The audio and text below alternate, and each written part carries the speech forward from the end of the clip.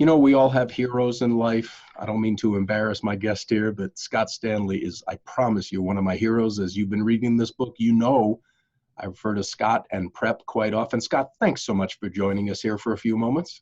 Great, thanks for having me. This is cool. This is great. You impacted my life greatly back in 2001. I'm sure you remember that. It was at my first Smart Marriage Conference where I took the 3-day pre-conference prep training.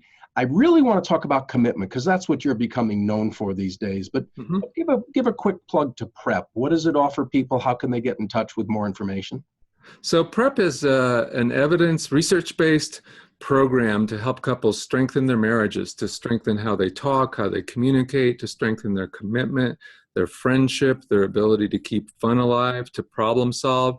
And compared to all the other things out there, prep has got such a strong history of being informed by research and being tested by research, including tested by a number of, a pretty large number of different researchers on different continents. So prep has this huge pedigree among people that do research on and study how you can help couples do better and succeed in their marriages. And that's what prep's about. And people can learn more about that if they go to prepinc.com. They can click off from there into different major kinds of things that we have and do. Yeah. And it's used in the military. I know some states have I don't want to say ordered it, but yeah, they've said, hey folks, if we're going to pay you for welfare or whatever, you're going to learn how to do marriage better. And they use your material. So that's pretty cool. Yeah, there's some federal grants that fund people all around the country that do things like that to help strengthen people in their relationships. And it's a great thing. But the military has really been close to our heart. We've worked extensively with chaplains for many years now, and it's been a terrific thing. Yeah. But again, as I mentioned, you seem to be focusing more on commitment and have for the last some years. You have a book, The Power of Commitment. What's the big deal? Why is commitment such an important thing to a marriage? Well, in the field of research on marriage and thinking about relationships and how they work and how marriages work or not, the thing that's really gotten the most attention over the years is communication and conflict. And that's really important, but people know, you don't choose somebody to have a partner that's really the best partner to have conflicts with. And people might choose somebody because they communicate really well. That would be an important thing to be looking for.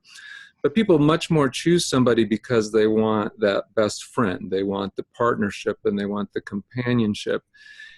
And the thing that's another fundamental ingredient in addition to communication and conflict management, maybe more than anything else besides that, for how a couple's going to do over time is commitment. What's at the base of their commitment to each other, and how do they enact that over time in terms of protecting and nurturing that sense of a future together. Yeah. And by the way, and you taught me this, that cohabitation seems to be the way to go. You don't buy a car without test driving it. Why would you marry somebody without test driving? Forgive that analogy, but isn't commitment the reason the cohabitation is a huge mistake?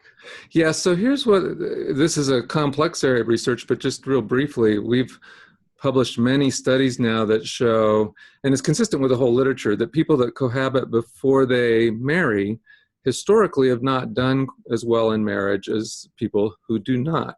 Now, it turns out, and this makes sense for our theory and research, it's especially the people that cohabit before either married or at least being engaged. Now, that's we get into a theological issue there more than the research issue.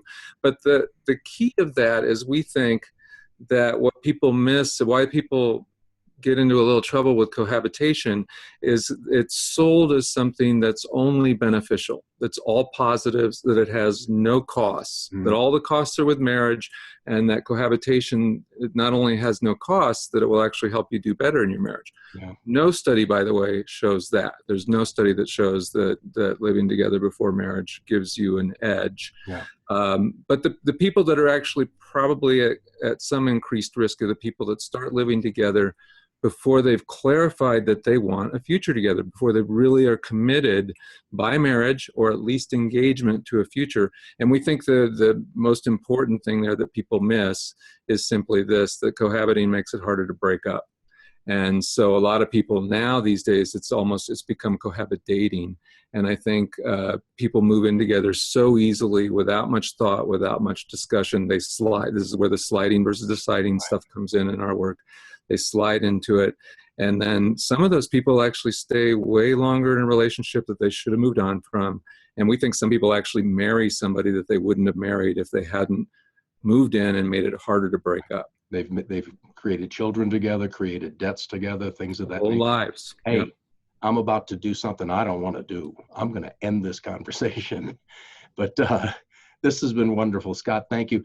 I hope that people are going to want to buy your book, The Power of Commitment. I hope they're going to want to get in touch with you and get more information to solidify their relationship. How would you have them do that?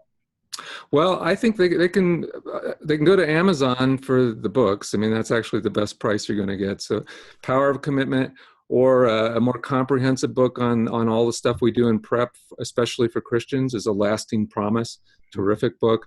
And then the secular version, Fighting for Your Marriage. And then again, for other kinds of information, they can check out my blog. Just put in Scott Stanley, Sliding versus Deciding. They'll get to it. And other than that, the website I mentioned earlier will get people to all the resources from Prep. Prepinc.com. Yes. Scott, again, you're my hero, man. Keep doing what you're doing, please. You're making a difference. I know sometimes it seems like, oh, are we doing any good? But you are, and you know that. I hope you know that. Thank you so much. Thank you very much. We'll talk again. Bye-bye.